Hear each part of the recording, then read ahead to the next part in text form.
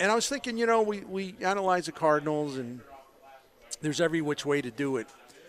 And I was starting to think about some of the players, and I'm like, you know what? You know what's interesting to me? The Cardinals have so many second-year players that can make a tremendous difference. But on the other hand, if they don't perform well, they could kind of bring the team down to an extent. But if you think about what each one of these guys did at either, during the whole season, big part of the season, whatever, and you think about going into their second year, if they perform, if they're more consistent, and because they had some experience, and because they have a better idea what to do, and they got more knowledge of the pitchers and all that stuff, if they would take their offensive performance to the next level, and I'm not saying they have to be Ohtani, but if they're just better than they were last year, or just as good, that I can't underestimate what that would mean to the Cardinals, especially offensively. You look at Nolan Gorman, before the All-Star break last year, slugged .444. He was 20% above average offensively in terms of, the metric at Fangraphs. 20% above average. After the break, he was 11% below average, so he declined. He struggled. He wasn't consistent. But how much better is his offense if he can just – we're not asking him to be perfect. He's not going to have Brendan Donovan's strikeout rate, which is low. He's not going to walk as much as Brendan Donovan. But if he could just reduce his slump time, and if he could just become more consistent, instead of hitting 14 home runs, now it's like up to 23 or something. And he's capable of doing that because he's done it at every level. There's a really rough part. He gets a handle on it, and then – he figures it out, and then he gets better. Well, imagine if he does that in 2023. And, again, I'm just astounded by people who just, oh, man, he's overrated. He's a bust. It's like, come on, man. If you're going to talk about a prospect, why don't you go to Baseball Reference. It'll take you 2 minutes. Look at his trajectory in the minor leagues. Struggle. All right, I figured it out. I know what I got to do. I'm going to be a little more calm now because I've got some experience. And then he does it. I am amazed when his name is talked about now, Bernie, how quickly it's like, well, we can trade him. We can trade him. No, you can't. I'm like, well, wait a minute. This time a year ago it was, boy, I can't wait till he gets here. I can't wait. I don't know what they're waiting for. People were shrieking. Yeah, it was like he should start the season. They were running through the streets with their hair ablaze. Yes, and now it's like, we need to trade him, get rid of him. I'm like, it's just stupidity. Calm down.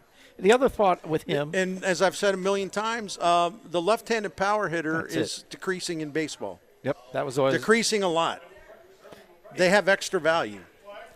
Mega value, and that's not something you just throw away. Brendan Donovan, look, he won a Gold Glove, played 6 positions. He walked 13% of the time. He had a really high on-base percentage, and he set up RBI opportunities for teammates. He could hit anywhere in the lineup. I mean, he's just so calm and intelligent. You could be greedy and say, well, it'd be great if he could hit for more power. It would be, but I don't, I'm not going to be greedy. If that's not his game, that's not his game. One thing he can do, though, can he improve? Can he use his experience? And I'm a big fan, as you know. Mm-hmm. Most of us are, right? Yep.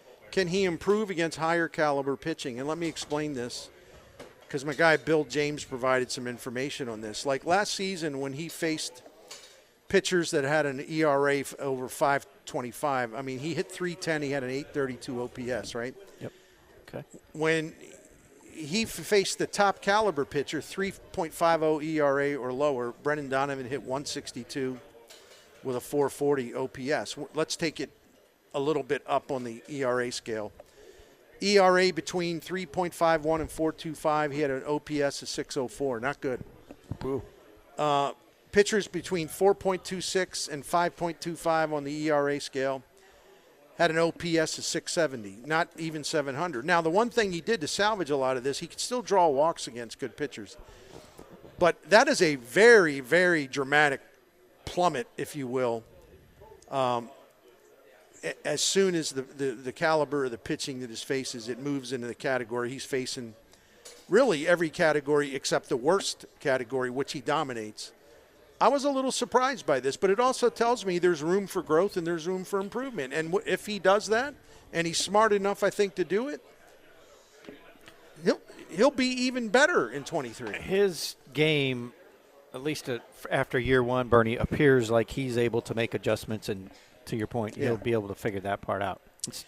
Now, Lars Nootbaar, listen, he's been part of the Cardinals for, this will be his third year. The reason I put him in the 2-year group is because he didn't really become a starter for this team until like maybe second week of July, first week of July last year. So he's still, in terms of being a full-time starter, he's basically entering his second year. So I thought that, that's the reason why I thought it was cool to do that. Just a reminder, after the All-Star break last season, he was 40% above average offensively, which ranked 20th in the major leagues.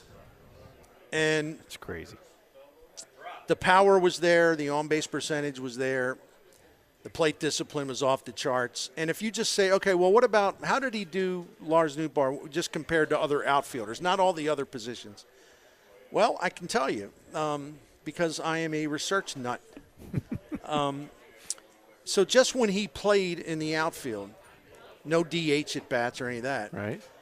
He ranked 5th among major league outfielders after the break with his, what I mentioned before, like 40% above average. He was 5th in that category, 7th in OPS, 8th in on-base percentage, 9th in slugging. That's among all major league outfielders. So you got a top 10 offensive outfielder who's got a rocket arm. He can play all 3 positions, tremendous on-base percentage, hits for power. He walks as much as he strikes out. I mean, that's very unusual. And the only question we have is, okay, I don't think he's a flash in the pan. Don't get me wrong, but these are really elite numbers. Can he sustain that, maintain that in 2023? And pretty smart guy, really smart guy. I like his chances of coming through, but he will have some challenges, and slumps are inevitable. But imagine if he can extend this into 2023 and pretty much keep pace all season. That's a super weapon.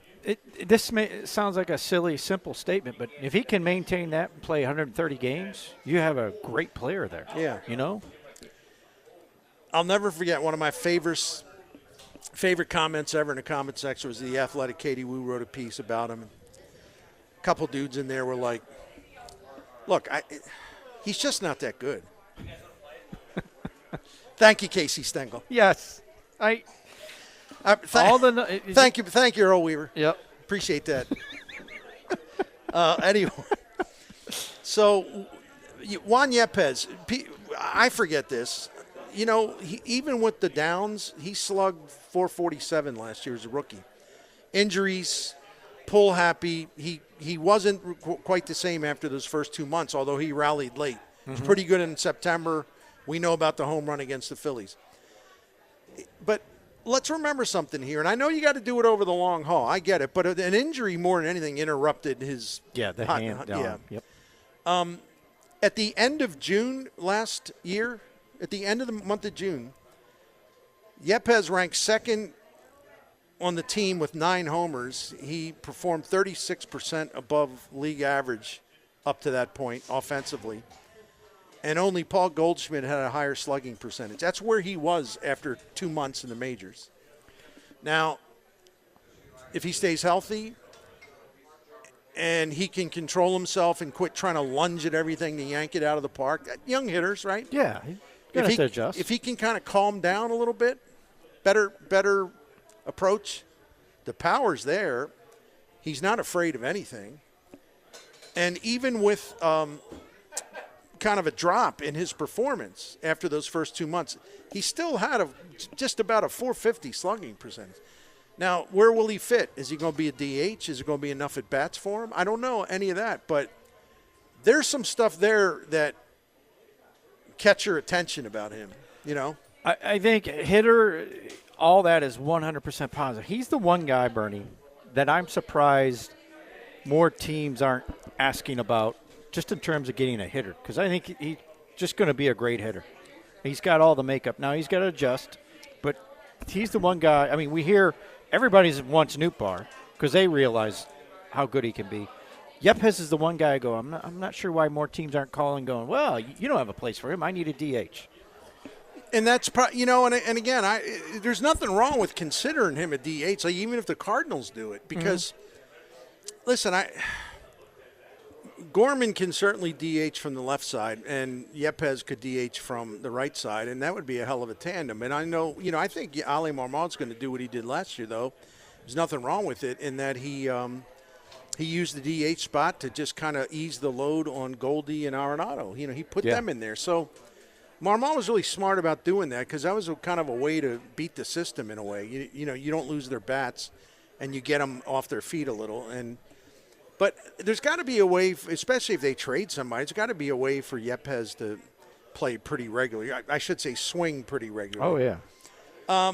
Alec Burleson intrigues me because he was not good in his first trial in the major leagues, but there wasn't enough at bats to make any judgments on him. But you know what I did? Baseball America came out recently, pretty recently, with some of their prospect evaluations. Can I just read what they had to say about Alec Burleson?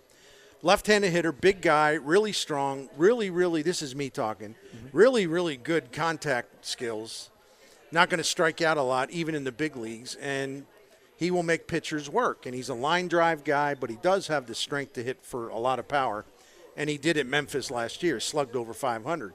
Really high on-base percentage. Anyway, here's what Baseball America has to say about him going into 2023. Quote, Burleson's profile is heavily driven by his ability to hit for both average and power, and he also struck out just 17% of the time last year. His swing is geared for contact. He's adept at spraying a high rate of line drives to all fields. His stout build has natural strength. His ability to muscle the ball manifests itself in batted ball data with an average AAA exit velocity of 90%. And while Burleson gets to above average power in his games, he never gets out of his line drive focus, approach, and swing. He is a potential everyday corner outfielder capable of hitting at the top half of a lineup. And the guys and women at Baseball America are really sober in that they don't get all out of control praising every damn prospect that comes along. They're very measured in their approach. That's a pretty good endorsement right there. So in other words, don't count this guy out either, right? I would say my thought process was incomplete, need to see more from what I saw. Sure. But when I read that, and I know what I've heard from the winter warm-up from the Cardinals, my response is, well, where is he going to play? And you know what I mean by absolutely. that? It's like all that is extremely positive, makes it sound like he's going to be worthy of a full-time job within. Or close to it. Yeah, and where's he going to play? He could be a DH if they're absolutely committed to Gorman at second base. They seem to be, but I'll wait and see on that. But the other thing about Burleson, that left-handed bat, and I know it's AAA, but that's why I read the scouting report on him about how good his swing is and how disciplined it is and how he stays within himself. I read these numbers the other day. I don't have them, but just believe me, as you should. His performance at AAA last year against right-handed pitching, I mean, he just crushed those guys, And the Cardinals need some of that. Oh, they do. So I don't have time, and I didn't want to turn this into a real – I concentrated on the hitters because I know these guys are going to be playing a lot. But can Andre Palante be better in year two? I think he can. I think he can strike out more hitters. Matthew Libator is only 23. I'm going to have to see a lot more, and as we've talked about, but what if Dusty Blake can fix his fastball so he can get right-handed hitters out? If there's someone in that organization who can fix his fastball, he could go from where he was last year, which was a ERA near 7 or 6. He could go from that to being like a pretty good pitcher, and then with potential growth for more. Zach Thompson, he had an ERA under 1 as a reliever, but his arm didn't take to the role very well. Right. He's talented. He's going to be part of that staff. It's just what role are we talking about? But Thompson can be an impact guy. Palante already has been an impact guy. And I really believe Liberatore's upside hasn't been tarnished because I have to remind myself he's 23 years old. And he's pitched 36 innings in the big league. And he's gone out there with a fastball that is really easy to pick up for the hitters. If they knew what they were doing, like pitching with the old days, they would get that fixed. Yeah, I agree with that. You know? Well, Dusty Blake may be the biggest addition to this team this year. That's if he right. can fix some of these pitchers. And everyone will, kind of focus on Turner Ward and all that. Who's the bench coach? All that. No, I'm with you, my man. I think Dusty Blake might be the most important guy in that dugout other than the manager. I'm there. I'm talking about non-player. Because if he can fix it, that's awesome. The flip side is if he's not, and he's not the guy they think he is, they got a lot of problems. Because there's a lot to fix there. Well, he believes in a lot of he believes in a lot of he's incredible with metrics. He's one of the smartest guys there is. That's why he came to the majors. That's why he was so great at Duke as a pitching coach. He did incredible things there. He's given these guys all the technology that Maddox was afraid to use, and all that stuff. And the pitchers down there in the winter warm-up were raving about Blake and how much he's helped them already. Now, the downside to Blake, and I hope he's prepared for this, is that because he's in all this fancy high-tech stuff, if any Cardinals pitchers have problems, Blake will become the new Jeff Albert. That's the problem. Oh, yeah. They'll be hammering on him as if he was part of the Kennedy assassination. Yes, so, I know. So when you have a really smart guy in a role like that, for some reason that really makes people uncomfortable outside the organization. I don't know why. So good luck to Dusty Blake, but he can definitely make a difference. All right, that's going to be it